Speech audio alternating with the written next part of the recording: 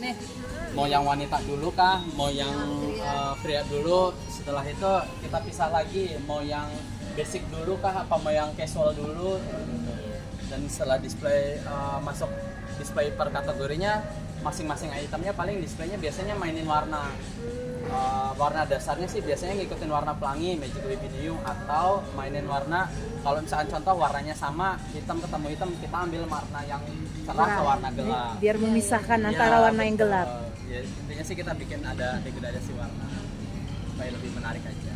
Nah, kalau pewarnaan tuh yang hitam agak di tengah ya, jadi pojok ke pojok ini terang, biar kelihatan. Itu bisa. Kalau misalkan warna-warna contoh hitam atau putih itu bisa ditaruh di paling depan atau taruh di paling belakang, atau tadi ada warna yang cerah kiri kanan bisa ditaruh di tengah buat pembatas. Cuma kebanyakan sih kalau misalkan gelap lebih ke di belakang ya. Kita kebanyakan mainnya warna cerah yang paling depan karena lebih apa ya, lebih menarik dilihat gitu. Kalau misalkan jadi pertama datang udah kelihatan. Iya, betul. Kok bagus sih ada warna gitu. Menarik mata gitu ya, kan, lebih eye catching lah gitu. visual kita kan memang bagus tuh ya. Jadi kita tertarik untuk mendekat gitu ya. Jadi meningkatkan penjualan ya. Ya, pada dasarnya itu. Kalau misalkan di TG ya contoh ini kan digabung nih.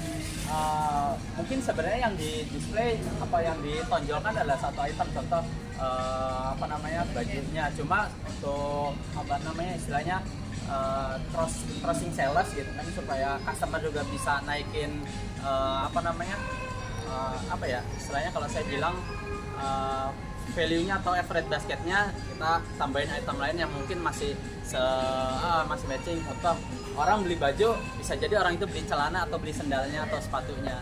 Makanya biasanya kalau misalnya di TG maksudnya satu TG displaynya lebih dari satu kategori ya, bajunya ada. Iya, yang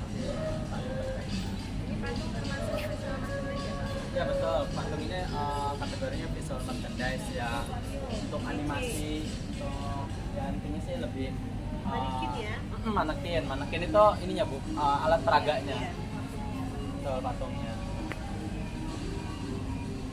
Ya untuk nunjukin juga beberapa sampel referensi customer gitu kan.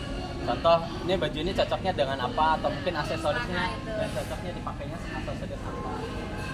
Mau dibuat casual kah, mau dibuat formal, tergantung konsep yang nanti akan diterapkan di manekin. Di Manakin tuh bisa nggak barang promo? Bisa, ya justru kebanyakan itu, kebanyakan banyak barang promo. Bukan itu ya apa? Barang yang baru keluar. Kebanyakan barang yang new item itu pasti akan dipromokan bu. Tapi kalau misalkan barang-barang clearance yang notabene atau barang-barang cuci gudang yang turunnya terlalu drastis, itu biasanya cuma di display secara global. Tapi kalau misalkan barang baru atau misalkan barang promo katalog itu baru. Terus pergantiannya sekali berapa? Kalau ngikutin periode katalog sih kebanyakan bu. Katalog tuh kalau non food sekarang cuma sebulan sekali. Kalau sebelumnya sih, ya non food tuh rata-rata sebulan sekali. Kalau fashion mungkin sama kayaknya kan? Kalau fashion Sama sih sekitar sebulan. juga. Kalau misalkan dulu sih ya dibuat sama sekitar 2 minggu sekali. Kalau dalam sebulan nggak habis itu di retur atau gimana? Tergantung barangnya. Kalau misalkan sebenarnya kalau misalkan untuk hal seperti itu sih itu tergantung gimana apa ya, trading term atau perjanjian jual beli antara si pihak Transmart dengan si supplier, dan itu biasanya ditengahi sama pihak merchandise atau pihak buyer yang ada di pusat di office. Ada tergantung kesepakatannya. Contoh produk A nih, item baru, oke, item barunya masuk, kita akan promokan diskon berapa puluh persen. Nah itu nanti juga akan dibahas setelah barang ini tidak habis akan seperti apa, apakah retur atau mungkin biarkan di toko dengan dikasih harga cuci gudang dengan ada support lagi dari si suppliernya, atau seperti apa, tergantung gimana apa namanya kesepakatannya atau trading termnya itu tadi. Untuk barang konsinyasi mana?